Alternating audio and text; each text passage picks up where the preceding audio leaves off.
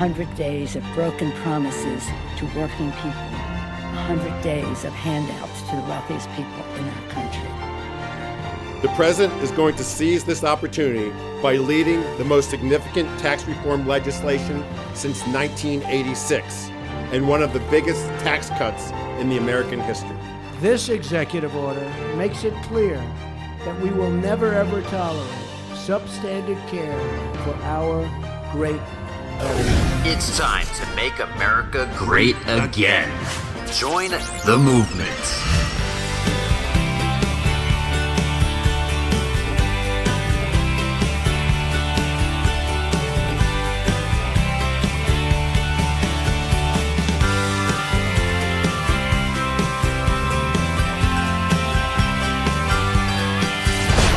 Neil A. Carousso, The Neil A. Carousso Show. Time to dream big. Informative, insightful, and valiant leadership. Telling it the way it is to make a difference.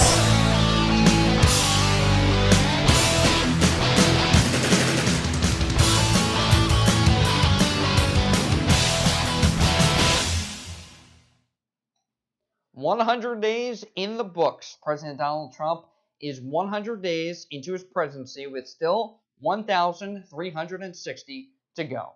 Welcome to the Neil A. Carousso Show, everybody, on this 30th of April. Good afternoon to you and good morning to those on the West Coast. A big league show planned for you today. Later on, we'll have someone from UC Berkeley, a student there, about free speech on college campuses. But the subject of our Carousso's Comments monologue today is the first 100 days. And last night, President Trump visited Pennsylvania, a state he became the first Republican president to win since George H.W. Bush in 1988. He turned the blue state red. A lot of steel workers there, a lot of coal workers there, and he visited the state for the first time since winning the presidency. These are some highlights of his Make America Great Again rally.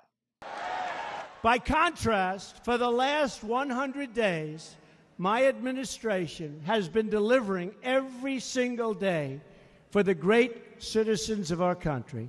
Whether it's putting our coal miners back to work, protecting America's steel and aluminum workers, we love that steel and aluminum, or eliminating job-killing regulations, and our jobs were stolen away and shipped far away to other countries, some of which you've never even heard of.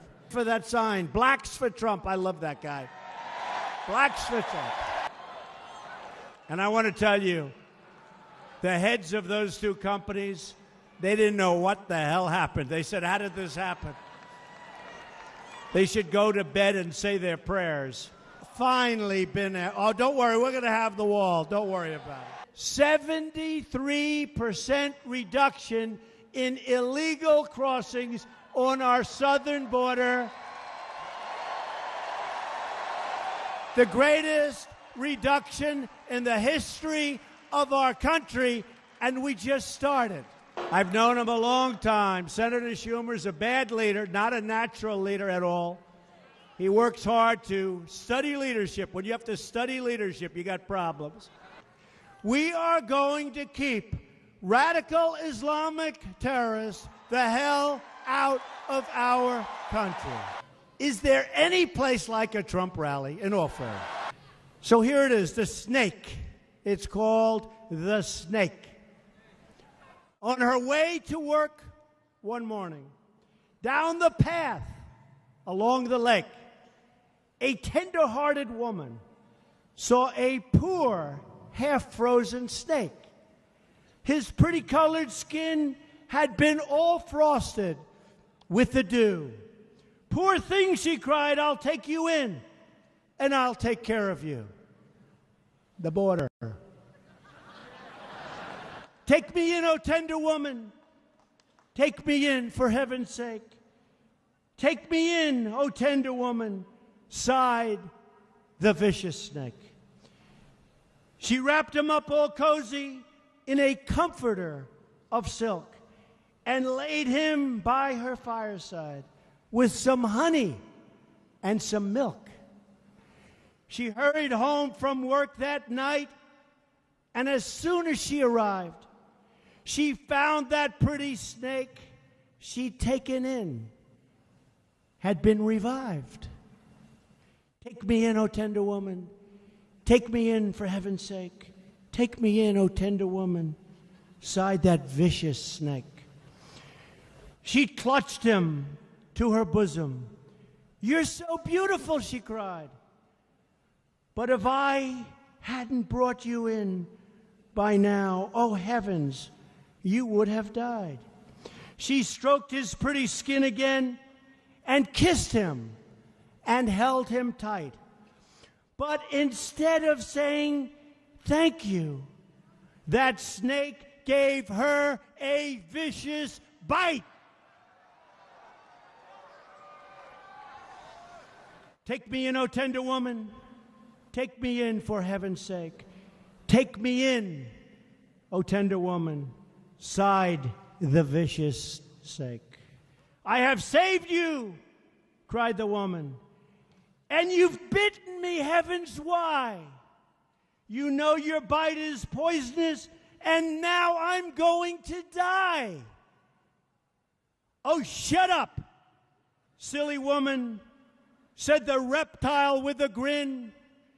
You knew damn well I was a snake before you took me in. Now, they won't include that in the 100 days, but I'm very proud to have done it. And she's a happy young woman. Believe me, she's very happy. I said, how tough, Aya, was it in that prison? She said, you don't want to know. That was a tough prison.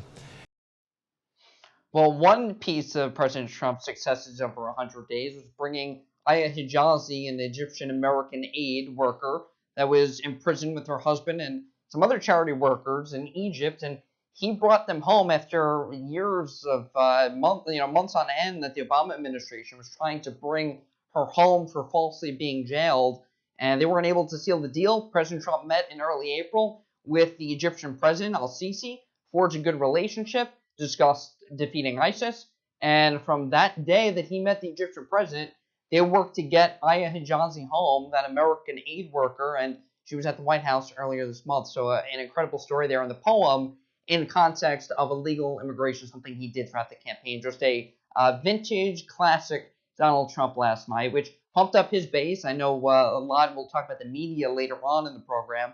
A lot of media were saying, CNN called it divisive. Well, we'll discuss that part of it and whether tone should matter in terms of a rally to fire up Americans and patriotism. But let's go over the facts of the first 100 days and what President Trump has accomplished in his agenda. Some accomplishments, some challenges as well. Here's on the economy. He proposed the most comprehensive tax reform plan since 1986 this past week, simplifying the tax code, tax cuts for individuals and corporations. And we'll go over the details on this tax plan in a little bit, but it lowers taxes. It also effectively helps the middle class, even more so than you have the rich, which was a criticism from Democrats. But you look at it on the face of it, in creating jobs, in renegotiating trade deals like NAFTA, renegotiating with Canada and Mexico. He was going to scrap it. Canada and Mexico called him and said, we'd rather renegotiate. Okay, we'll renegotiate. He's taxing Canada 20% for softwood lumber because U.S. mills have been undercut. He is implementing a Buy American, Hire American policy. We've talked about big league jobs on this program. Approximately $110.2 billion promised to be invested by American companies, a lot of it in the auto industry. About 1,883,830 U.S. jobs created since November 8th. In fact, last night it was funny because he said, well, I guess President Obama gets credit for the jobs after November 8th until January 20th, which Trump said, it's okay.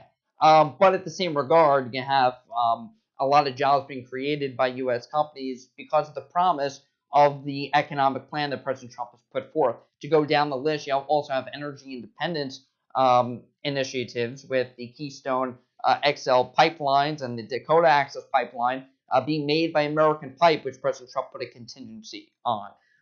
And also making sure that we drill here in America so that we can be unreliant. We don't have to rely on countries like Saudi Arabia, which has women's rights violations there. He also launched a council for the advancement of women entrepreneurs, signed executive orders to reduce business and Obamacare regulations on day one, signed a joint resolution, House Joint Resolution 38, to help the coal industry, and even negotiated himself the price of F-35 fighter jets and Air Force One, saving taxpayers over $700 million. What did Trump do in other categories? Well, let's look at healthcare and the judiciary. Well, as far as healthcare is concerned, this has been a major challenge.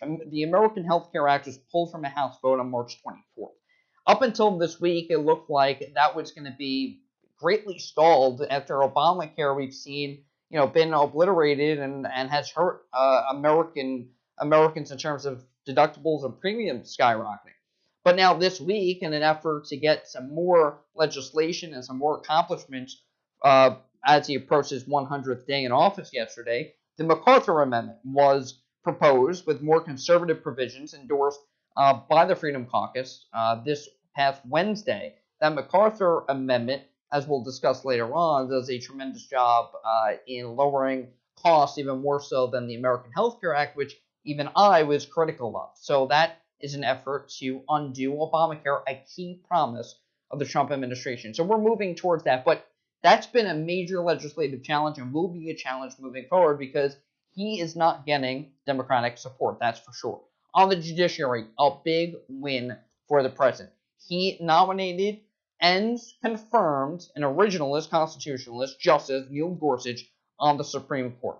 A challenge in terms of the judiciary, battling with some judges, with the travel suspension tied up in the courts, and you also have a judge who, by the way, is a liberal activist that gave $400,000 to Barack Obama, and he is holding up the immigration, enforcing the sanctuary cities, and enforcing our immigration laws.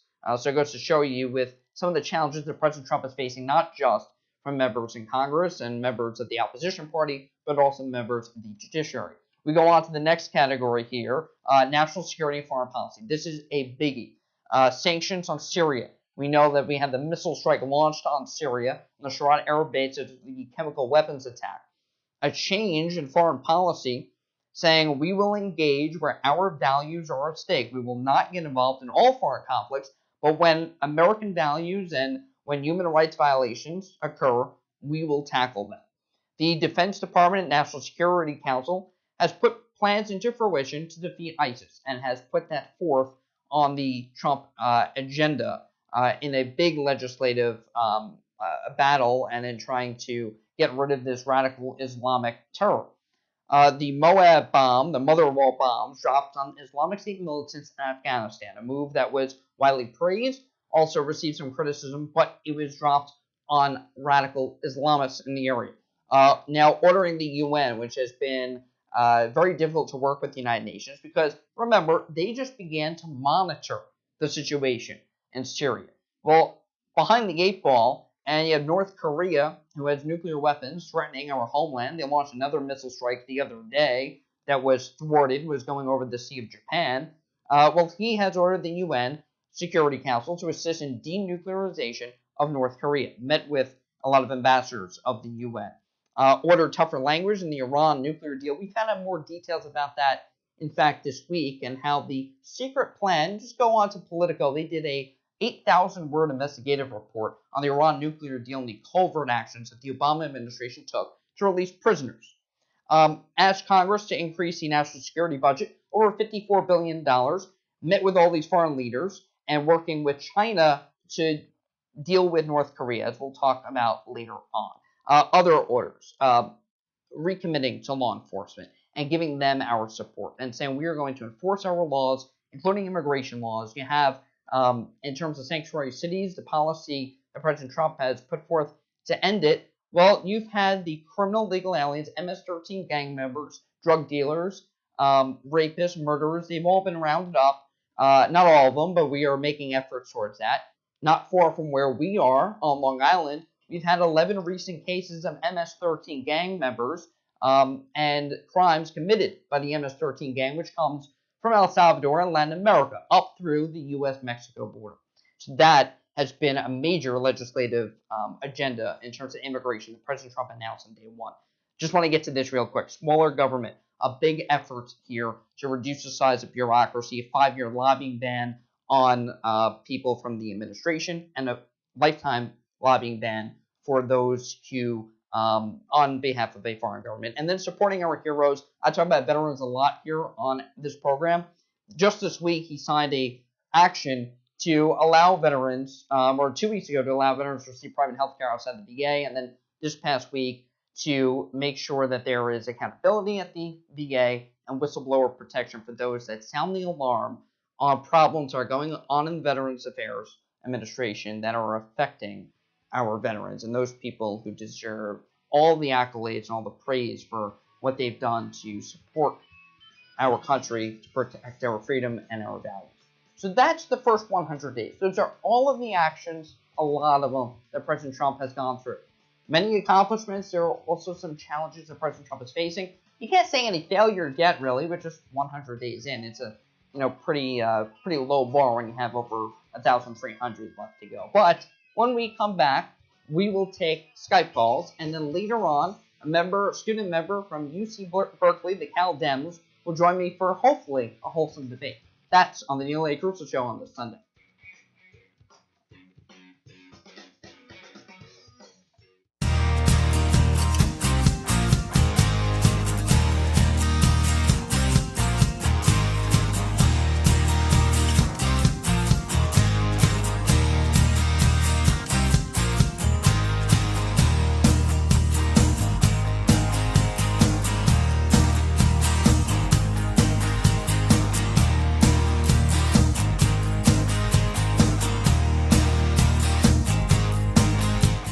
Carousso tells you what you need to know, opening up the dialogue.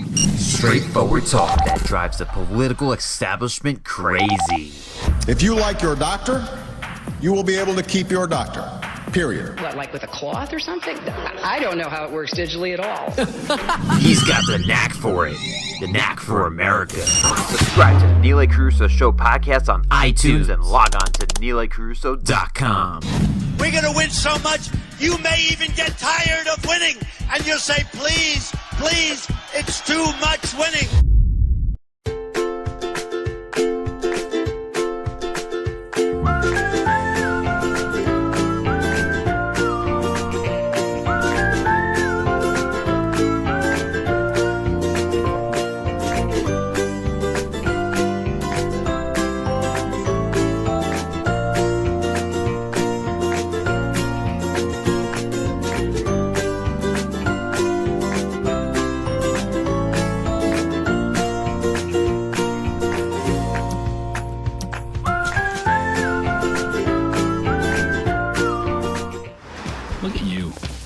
You're at the top of your game.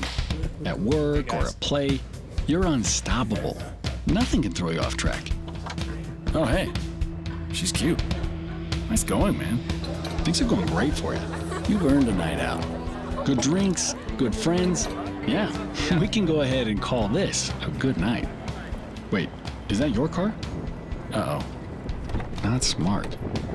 Yeah, I saw that coming. Say goodbye to her.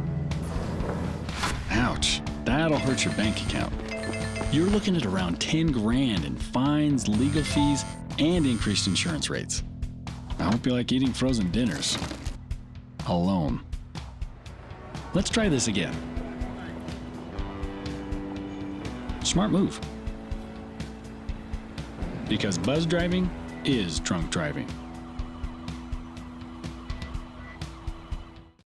It's time to open the dialogue. Grab a cup of coffee and chat with Neil A. Carousso via Skype.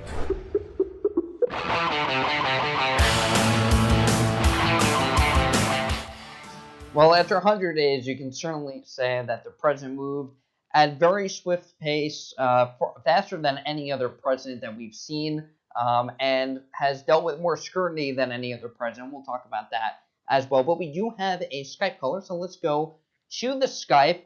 Calling us is Alex from Long Island. Alex, how are you doing today? I'm great, Neil. How are you? I'm doing well. What's on your mind? So, like you said, it's been a very interesting first 100 days of Donald Trump, and we haven't seen one like this in probably our lifetimes, actually. And I want to get your take on if you think that he's been doing things right with Syria, with North Korea, and if he's been putting the priorities in the right place. Yeah, I mean, Alex, foreign policy has been a concern of mine. I mean, people will come up to me and ask me, well, what's the matter? Oh, I kind of have North Korea on my mind right now. And I think that's where the country is at, on both sides of the aisle. In terms of how he's dealing with it, I think after 8 years of ignoring our enemies, allowing, and really goes beyond Obama. I mean, it goes back to Bush and even Clinton in North Korea, and allowing them to, gain these nuclear weapons. And frankly, we've appeased them. And now Kim Jong-un feels empowered by this presidency, feels empowered that he can, issue this propaganda against Americans. The problem is, we should have dealt with this a long time ago and nipped in the bud, and I'm concerned about Iran, too, because Iran, with this Iran nuclear deal, we're not keeping them accountable or haven't kept them accountable. And this nuclear deal, which they got all the billions of dollars up front in the deal, so that means that they got all the benefits and we didn't get anything. So one of the reasons why I loved Donald Trump when he announced his candidacy was America first, putting our interests first, not getting into unnecessary conflicts. Unfortunately, when you have North Korea, and you mentioned Syria, when you have those human rights violations and you have refugees that would eventually come here up through our open borders that the establishment has promoted, you're going to have a situation that it's going to affect us, that Sharia law seeks to come here to the United States and ruin our democracy and freedom. So I love what Trump is doing.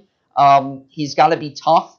In the same regard, I see a little diplomacy in how he's dealing with China and saying, all right, we have a $337 billion trade deficit with China, but you know what? You help us with North Korea because, they control like 93% of their economy and their oil and coal. You deal with that, then, we'll let you keep that $337 billion. Is that where you see things, or, do you disagree with Trump's policies at all?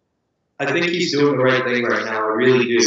And what I'm interested to see happen is how Trump handles the situation with Turkey without getting Putin and Russia mad, because, the Russians and the Turks have never gotten along, and they probably never will, which is why Assad and Putin have such a good relationship, that Russia can avoid Turkey by using Syria's port.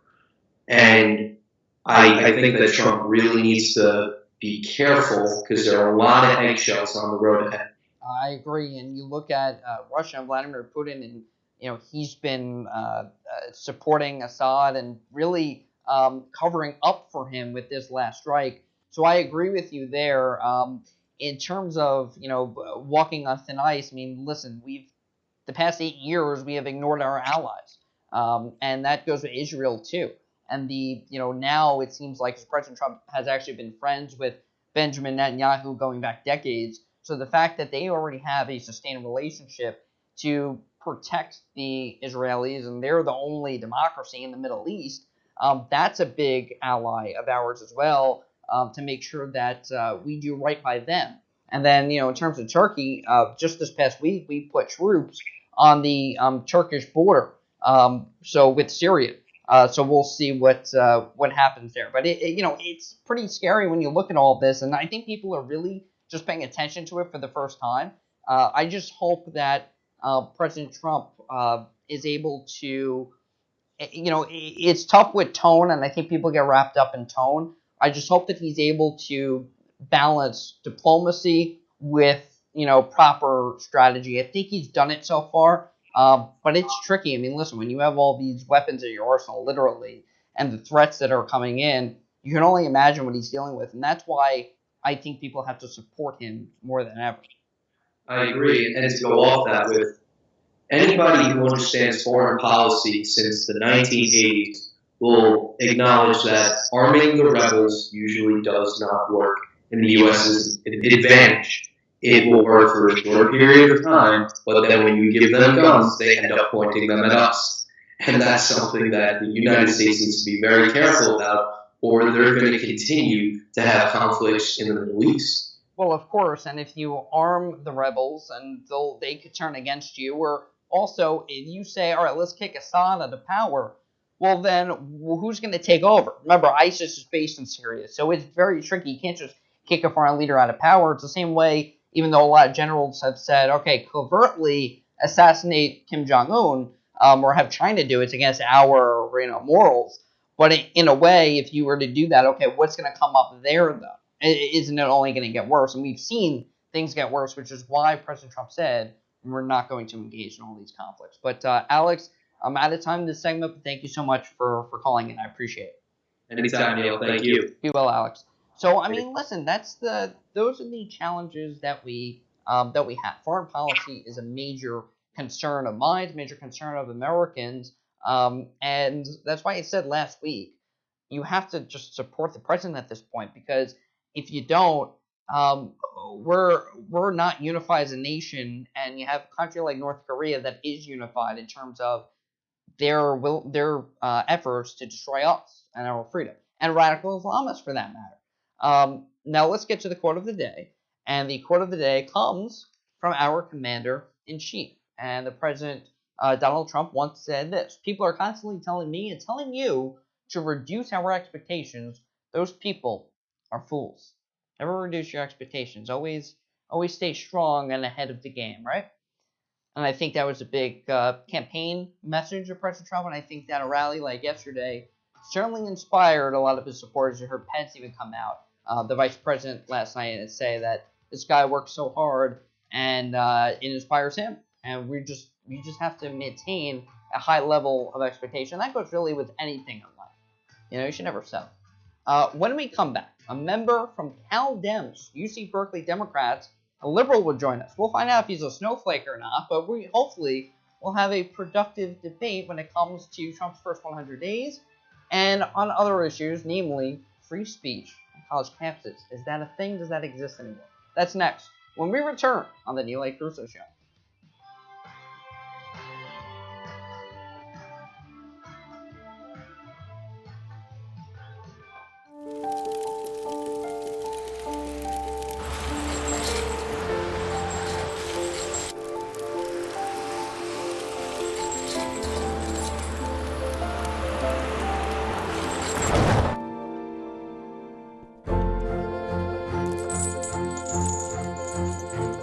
Did you know dragging chains can spark a wildfire? Only you can prevent wildfires. So the Neil A. Carousso Show is going to be a show all things about news and politics, and it's really an exciting time for politics. We just got out of a really heated election, and Donald Trump was elected the 45th president of the United States. So we'll be covering the Trump presidency through it all each and every week on Sundays at noon right here from my office / our new studio. And we'll be talking about everything that, and analyzing Trump's plans and talking about how things are shaping up for the country. I really love the United States. I really love this country.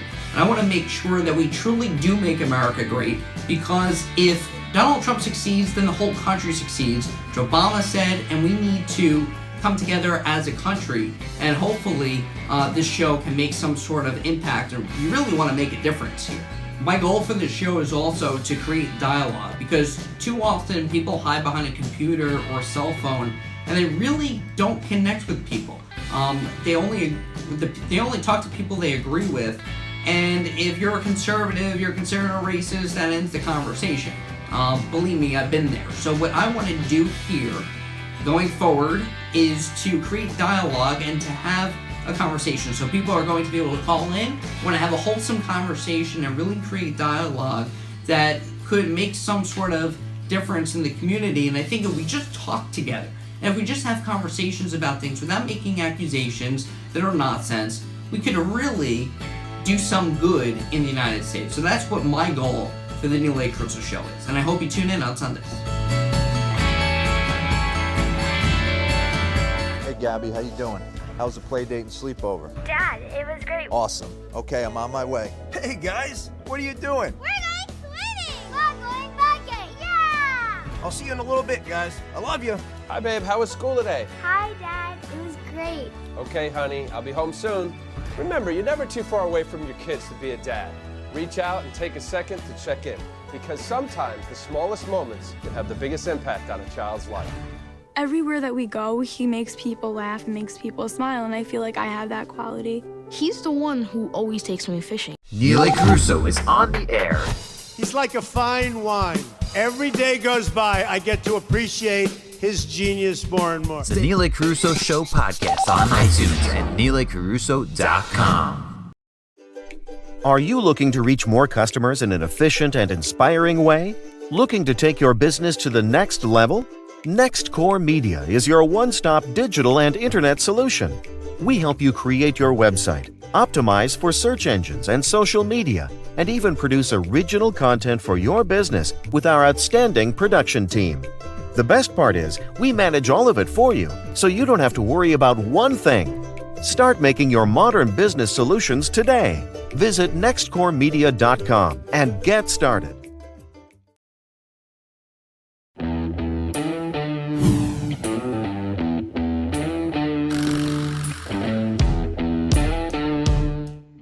Welcome back to the Neil A. Carousso Show. So, last night, in addition to the Trump rally, there was also a correspondence dinner, the White House Correspondence Dinner. See a couple pictures there from the dinner. There's actually a picture. University of California, Berkeley was given an award, and the theme of the night last night was the First Amendment. Interestingly, because obviously the media has come under fire from President Trump, who railed against the media, saying that they're not being fair to him. Meanwhile, on college campuses, especially at UC Berkeley, we have seen riots there. In fact, at UC Berkeley in February, there you see a riot that happened after Milo Yiannopoulos was scheduled to speak, a conservative, the former editor of Breitbart, a conservative outlet, and he was scheduled to speak, and students there threw rocks at police and set the campus on fire. We've seen across college campuses and NYU in New York and others around the country, protests, riots, when conservative speakers show up. And Ann Coulter, a conservative speaker and author, was supposed to speak this past week at UC Berkeley. Her speech was canceled when UC Berkeley feared for what they said security reasons. Ann Coulter said that it was, in fact, they were shutting down her views and that they didn't want to secure the premises. So there you have some of the background there. And our guest comes from UC Berkeley, and we're going to talk about free speech in college campuses. Solly Alpert is our guest today. He's a sophomore at UC Berkeley, the political director of Cal Democrats, also the executive vice president of UC Berkeley's Progressive Student Association, and he joins us from California today. Solly, thank you so much for taking the time this afternoon, or in the morning over there. Thank you very much for having me. So let me ask you, Solly, since you're involved with the Cal Democrats, and I'm sure you have a position, your personal and the Cal Democrats position, what is your opinion of this whole Ann Coulter situation? Well, I think, first of all, I need to clear up some of the background. In terms of the Milo event that happened in February, I think people have been reporting that it was, a student riot, and I think that's kind of a misconception. Because people from all over, but there were students and professors there. There were definitely students and professors there, and there was a scheduled student protest, which I think is, a separate thing entirely from what ended up happening, which was that people from off campus, I'm sure you might be familiar with the organization Black Bloc, came onto campus and essentially hijacked what was a peaceful student protest and turned it into this kind of fiasco. So I think that's, first of all, to clarify it, I'm sure there were some students in Black Bloc, but I think predominantly it was people from off campus who weren't students. But in terms of... go ahead. Well, let me ask you this, because UC Berkeley is supposed to be the home of the free speech movement, right? And we've seen these riots, whether they're students and there were a mix of students and professors there. They set the campus literally on fire. It was pretty scary to see. We've seen it at college campuses across the country when conservatives are set to speak. I mean, I know there are colleges that only allow one conservative a year, and that's even met with protests. So my question to you is, we're supposed to be First Amendment free speech. When you see a Trump supporter, and I'm one, what is your opinion of someone who supports Trump and there is a speaker coming on campus, whether or not you oppose them? What is the Cal Democrats' view on that? Even someone like Milo. Yeah, the Cal Democrats' view on that is we welcome speakers of all things. And I think, like I said earlier, it wasn't students who lit the campus on fire. And I should say, there wasn't campus on fire. There was a thing that had lit on fire. But that for the most part, I think conservative speakers are welcome to the Berkeley campus. I have a conservative professor. I am in a class that regularly brings conservative speakers with no protest whatsoever. I think there's this misunderstanding in Berkeley that whenever conservative speaker comes, we have a group of bias. And that's simply not true. I mean, when people arrange to bring conservative speakers to campus, especially to substantive conservatives who have an actual ideology who are interested in having productive conversations, I think it goes wonderfully. I mean, like I said, I have a conservative professor. He brought a very conservative person to campus, and it went well. And the audience was predominantly liberal. And then we asked him tough questions, right? But we didn't yell at him, and we didn't, do anything like that. I think what happens, though, is that, especially right now with this case, with the two speakers who you mentioned, is that the BCR, the Berkeley College Republican, is bringing speakers to campus not to actually have a productive conversation, but to incite these kind of events to bring themselves publicity. Wait a minute. Because, so, Milo does not... Go ahead. Yeah, so let me stop you there. So you're saying that the college Republicans there bring on someone like Ann Coulter, who supports Trump, wrote a book in Trump We Trust, and she wanted to speak there. She wanted to come even against UC Berkeley's wishes when they said there was a security issue, that she had her own personal security. So you're saying that the college Republicans are bringing people, that they're the ones inciting violence, not the protesters? So they're not inciting violence. They're bringing speakers who don't have a coherent ideology or have productive things to say or who don't really want to have a conversation because it gets them media attention, right? And so if they were going to bring a conservative economist, I'd welcome that. I'd love to have that conversation. If they were going to bring a social conservative, I'd love to have that conversation. So we can have conversations, but what happens is that they bring people on like Milo, who is known not only for just essentially saying, very rude, very unproductive things for the purpose of saying them, right? But also is known for harassing individuals. He's gone to other college campuses and harassed individual students, right? We welcome debate. But we first of all think that Berkeley College Republicans should engage with the university to make sure it's safe, right? Because I should clarify, the event was not canceled. The university offered to reschedule it, right? And if you didn't tell us about this event, it's happening. You want it to happen on the 27th? Here, a few days later, on the 4th, I believe they offered, we can do it then. Because then we can secure the location, we can have a location that is secure, and we can have it in the morning. But no, they wanted to insist on having it in the afternoon, when it would be dark, and it would be harder to secure, when there wasn't going to be a securable location. I mean, clearly, if they were actually interested in having a conservative speaker come and have a productive conversation, I don't understand why they couldn't wait a few days and make sure we had a safe venue. There was a lot of back and forth in terms of scheduling. I don't really know. We don't know because Washington Post reports something, then UC Berkeley said something else, and Ann Coulter said something else. So we don't know what the scheduling thing is. But let me go back to a point that you just made. You said that we welcome productive conversation, which is great. The whole idea of the First Amendment is that anyone is allowed to express their views. A lot of conversation has been brought up that they accuse some people, mainly conservatives, of hate speech, which is, by the way, protected under the First Amendment, which is just a side point. But just because someone says something that you don't agree with, or they're a provocateur in some way, does that mean that they shouldn't be invited on campus, or they shouldn't get? Oh no, not at all. I mean, Milo, the Berkeley College Republicans have every right to invite Milo in to speak. I don't think they should. I mean, then that's the difference. I mean, I think that when the Berkeley College Republicans, when the BCR invites Ann Coulter and Milo, they're not actually interested in having a productive conversation, right? They're interested in making a statement. And they can do that. They have a responsibility to make sure that they work with the campus to make sure the event is safe. But other than that, what they're doing is basically deciding to, for example, the Ann Coulter situation, because they invited Ann Coulter, this person they know would be controversial, who wouldn't have something productive to say. Why is she so controversial? They were basically threatening to... I'm sorry? Why is she controversial? Well, she's controversial because she insults minorities, right? She has a history of insulting minorities, and she has a history of saying things that are frankly... for insulting minorities, because Trump has been accused of insulting minorities when he's talking about criminal illegal aliens, something that should be separated. Why? Give me an example of her insulting minorities. I mean, she said, frankly, I honestly can't give you the specifics, but I in the past, have read statements from her that have been very, insulting to, especially immigrants. But eventually, that's not the point I was going to make. The point I was going to make is that they invited her at a time when students were getting ready to study for finals and getting ready to be, incoming students were getting ready to submit their statements of intent to register. And the location they scheduled her, and the way they did it without the university. All right, so right, so you're more into the all these locations on campus that were critical to the university. So what the Berkeley College Republicans are essentially doing is using the university and the students at the university as pawns in order to get media attention. If they actually want to have a conversation, we welcome that, and we would work with them on that if they weren't letting these racist, unproductive speakers. Well, see, you can't just accuse conservatives of being racist because they have a different point of view. Like, you can't say they're anti-immigrant when they're anti-illegal immigration. Let me ask you just one last question on free speech, and then I want to get on to the Trump agenda with whatever time we have left in this segment. If you encounter, I'm sure you do, although probably not much in California, but there have to be some students here that support Trump. I've seen Trump hats been set on fire on college campuses. I personally have been harassed.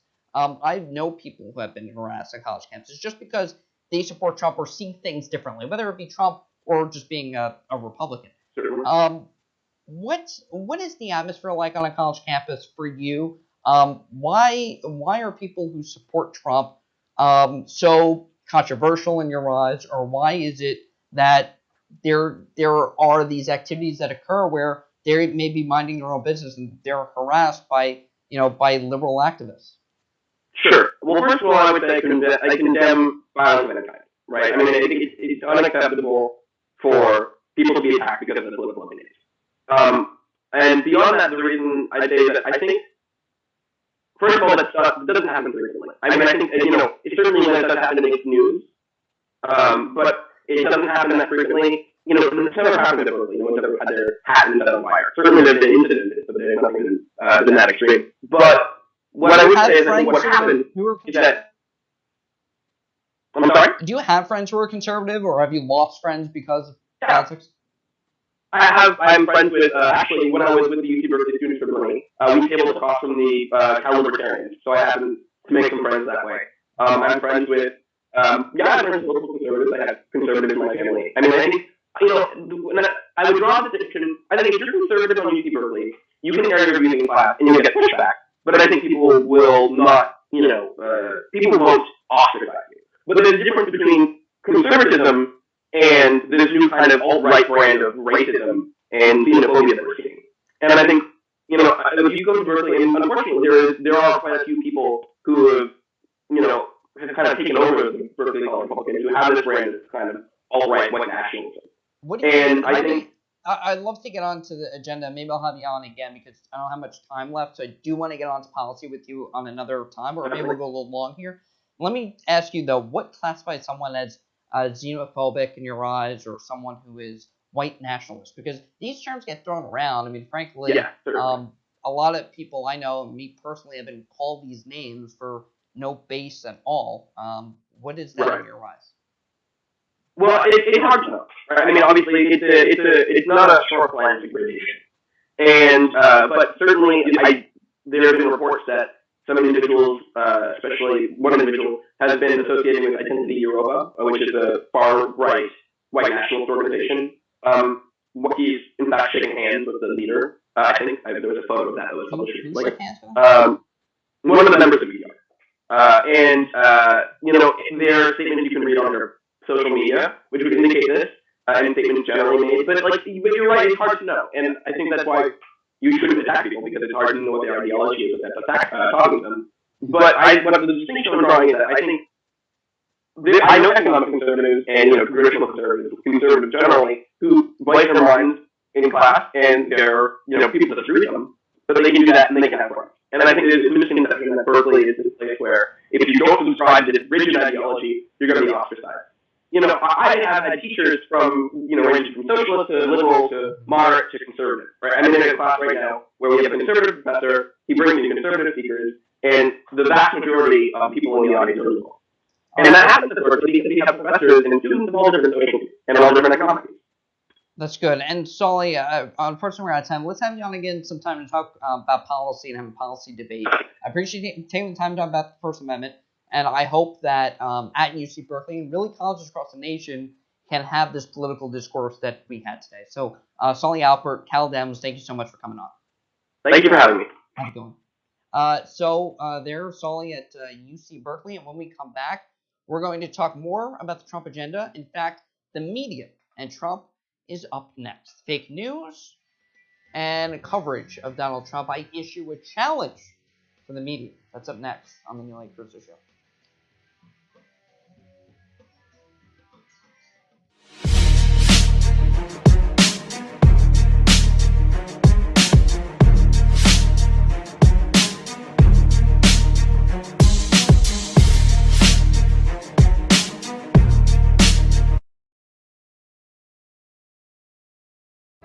Here's your check.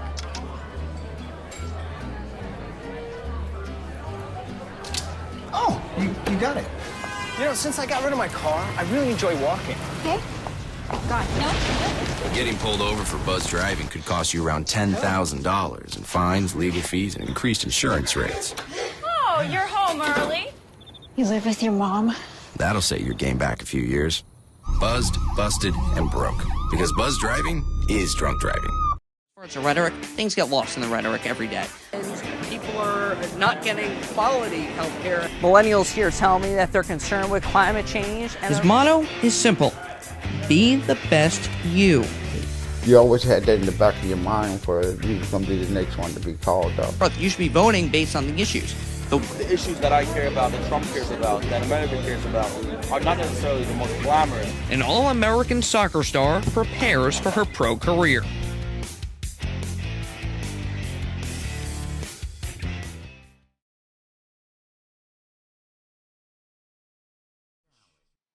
All right, a Carousso challenge for you today, and that is to the media to cover President Trump fairly. We've been through 100 days, okay? He's the president. He's not going anywhere, and despite the wishes of many liberals like Maxine Waters, a Democrat of California, President Trump is not going to be impeached unless he does something like Bill Clinton.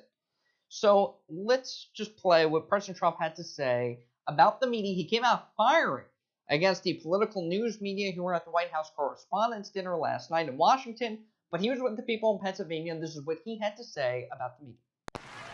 As you may know, there's another big gathering taking place tonight in Washington, D.C. Did you hear about it?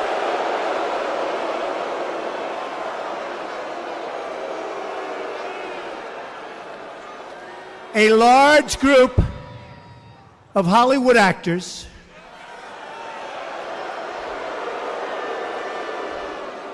and Washington media are consoling each other in a hotel ballroom in our nation's capital right now.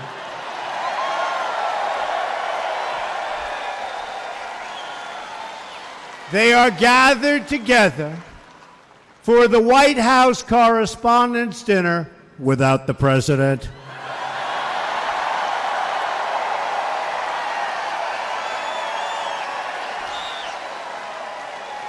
And I could not possibly be more thrilled than to be more than 100 miles away from Washington Swamp, spending my evening with all of you and with a much, much larger crowd and much better people, right? Media outlets like CNN and MSNBC are fake news. Fake news. So just as an example of media, take the totally failing New York Times. Pretty soon they'll only be on the internet. The paper's getting smaller and smaller. You ever notice? Starting to look like a comic book. It's getting small.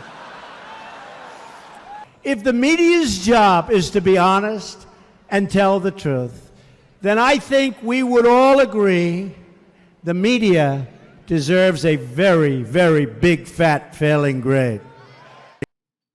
Well, President Trump there giving a failing grade to the media. Now, let's talk about it for a second, because I'm technically in the media, right? And why is it different from my coverage versus others? Well, I'm honest about who I am. I'm honest that I am a Republican, and you can look that up if you were to look up anyone and their ideology. You could find that out pretty easily by looking at Twitter.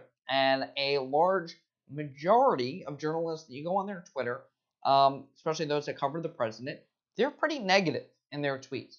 In fact, a poll by the Media Research Center, or a survey, I should say, came out that 83% of in a study, 83% of the media coverage of President Trump's first 100 days was negative. And you don't have to go that far as to look at the study. Look at the New York Times. Any day on the front page, it is laced with sarcasm and hyperbole, which they accuse President Trump of, which, okay, he does speak in hyperbole sometimes, but the front page of the New York Times. Remember during the campaign, they said, we can't even treat him fairly.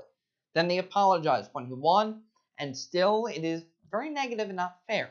Are they covering the fact that President Obama, well, Politico came out with an 8,000-word report this past week that showed some of President Obama's secret dealings with Iran? Did they look into that?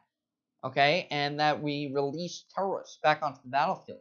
Did they analyze President Obama's policies to the fullest extent that left 13 million Americans more on food stamps and the lowest labor participation rate since the 1970s, blue-collar jobs leaving the country? Because if they did, they would understand why President Trump won. In fact, Elizabeth Warren, who is mulling a candidacy for 2020, this is what she had to say on Bill Maher's show. They're not with you. Explain to me what that disconnection is. Actually, I'm going to push back.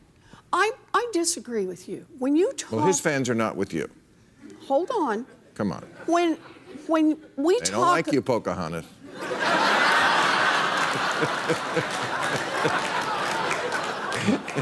When you talk about what's really the basic pieces of a progressive agenda, raise the minimum wage, expand Social Security, reduce the cost of college so people don't get crushed by student loan debt, more, not less regulation of financial institutions. Right. No, hold on a second. Progressive taxation, make those at the top pay their fair share. America, Democrats, Republicans, independents, libertarians, vegetarians, Americans, by about 2 to 1, are with us on that. The progressive agenda is America's agenda. We cannot forget that. And we cannot. But this is the disconnect I'm talking about. Yeah, and she and the mainstream media are very disconnected from what American people want. American people don't want their taxes raised. American people, especially the middle class, want relief, and that's what President Trump's tax reform plan did issue. When we come back, everything is a negotiation for President Trump. That is the subject of our Real Deal segment when we come back on the Carousso Show.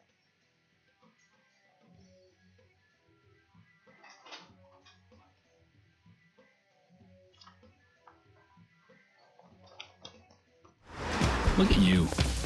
You're at the top of your game. At work or at play, you're unstoppable. Nothing can throw you off track. Oh, hey, she's cute. Nice going, man. Things are going great for you. You've earned a night out. Good drinks, good friends. Yeah, we can go ahead and call this a good night. Wait, is that your car? Uh-oh. Not smart. Yeah, I saw that coming. Say goodbye to her. Ouch, that'll hurt your bank account. You're looking at around 10 grand in fines, legal fees, and increased insurance rates. I hope you like eating frozen dinners. Alone. Let's try this again. Smart move. Because buzz driving is drunk driving. Neil Carousso is on the air. He's like a fine wine. Every day goes by, I get to appreciate his genius more and more. It's the Neil Carousso Show podcast on iTunes and NeilACarousso.com. Neil's the real deal. Time for the real deal with Neil. All right, so remember the most famous business book, The Art of the Deal. In fact, I have it somewhere in this room. Well, everything that President Trump does, he is doing as a negotiation. That's kind of his mentality. People in the media don't really get that, but I feel like I kind of connect with them. I get him. This is what President Trump had to say last night. I have to just interject, because as you know, I've been a big critic of China. And I've been talking about currency manipulation for a long time. But I have to tell you that during the election, Number one, they stopped. But more importantly, just to show you the dishonesty. So we have currency manipulation by China. But China is helping us, possibly or probably, with the North Korean situation. Okay? Which is a great thing. Great thing. And I met with the president of China at great length in Florida, and we had long, long talks. Hours and hours and hours. He's a good man. Now he's representing China. He's not representing us, but he's a good man. And I believe he wants to get that situation taken care of. They have tremendous power, and we'll see what happens.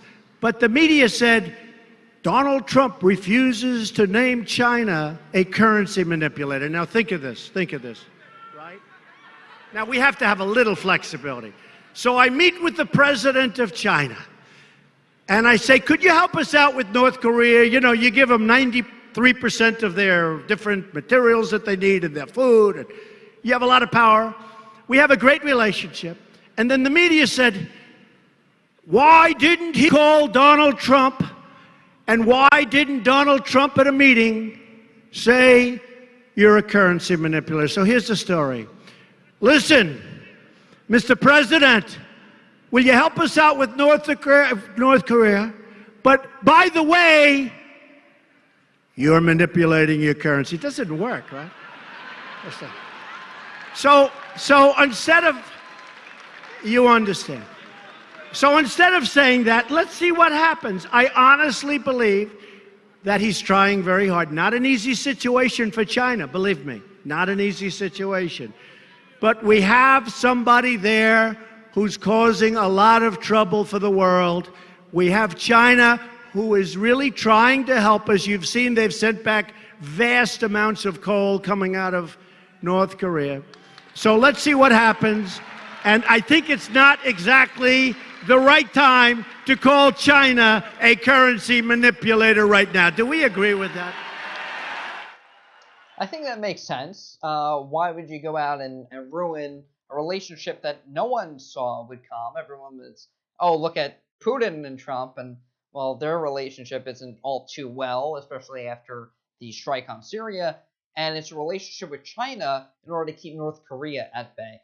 Makes sense, okay? And so part of the Art of the Deal, by the way, my director did hand this to me, the Art of the Deal that I have here, and I read the entire thing and took a lot of notes in it, and it always says you start strong and then it becomes a negotiation point. So really, everything becomes a negotiation, even healthcare. And we look at the MacArthur Amendment that was added to the American Health Care Act, and this week this was put forth. It allows states to request waivers of pre-existing conditions known as community rating. This was added in because the conservative House Freedom Caucus wanted to lower costs. States may opt out of the essential health benefits. People who maintain continuous coverage will still be protected from higher premiums. States may have a 30% surcharge in a bill for people who have a gap in coverage, but that would be up to the states and maintain many provisions of the original bill after premiums, like in Arizona, 116%. And you look at the premiums that have gone up just this year alone, 51% Nebraska, 18% Texas, 69% Oklahoma. Those are the increases just on premiums. And then deductibles so high you can't even use it. Okay? So that became a negotiation. So it's pulled from the House vote, a challenge that we discussed earlier. This hopefully will get voted on over the next, well, hopefully next week or two. But what happens is, okay, you start strong, you start with something that you want. And I didn't like the first healthcare bill, but it was negotiated. And that's how President Trump is running his presidency, is everything will be negotiated, whether it be healthcare.